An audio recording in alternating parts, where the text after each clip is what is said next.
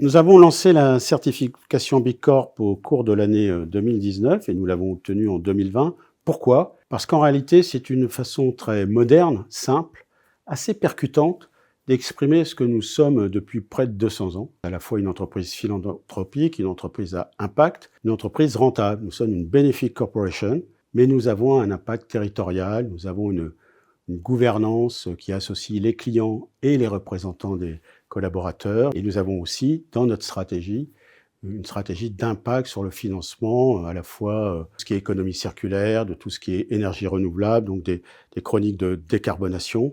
Donc il était naturel d'obtenir cette certification qui nous a donné de la visibilité sur des marchés sur lesquels nous étions plutôt de nouveaux entrants. De rentrer dans ce mouvement qui est plutôt un mouvement jeune, ça nous a permis de pas simplement rajeunir notre image, mais de montrer qu'en fait on était moderne, on était plus que dans l'air du temps, mais on était plutôt adapté à notre environnement et à l'écoute des préoccupations de nos clients, qu'ils soient particuliers, professionnels, entreprises ou collectivités.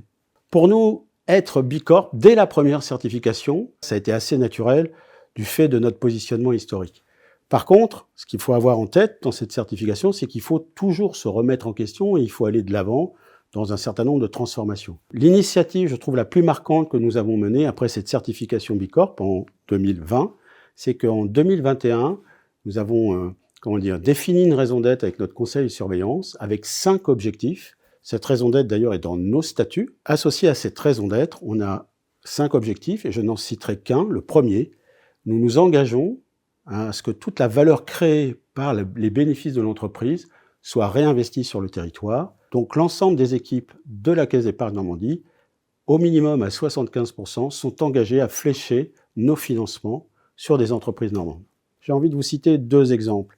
Nous allons accentuer notre présence après les ENR, les énergies renouvelables, sur la décarbonation de tout ce qui est maritime, et en particulier que ce soit des navires de haute mer, mais aussi des navires d'exploitation dans les ports et dans le domaine fluvial, avec de grands clients de notre région qui décarbonent leur motricité, si je puis me exprimer ainsi. Puis il y a une autre initiative, c'est que nous avons validé la nouvelle feuille de route de notre raison d'être sur les 5 objectifs. Elle a été validée en conseil de surveillance au mois de février.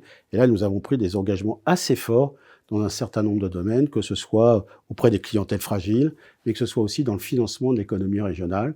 Donc voilà, on continue à développer un niveau d'impact très élevé dans une stratégie qui est à la fois de modifier notre modèle d'affaires en allant plus sur les entreprises, mais aussi d'accentuer notre présence dans tous les dispositifs à impact sur le territoire.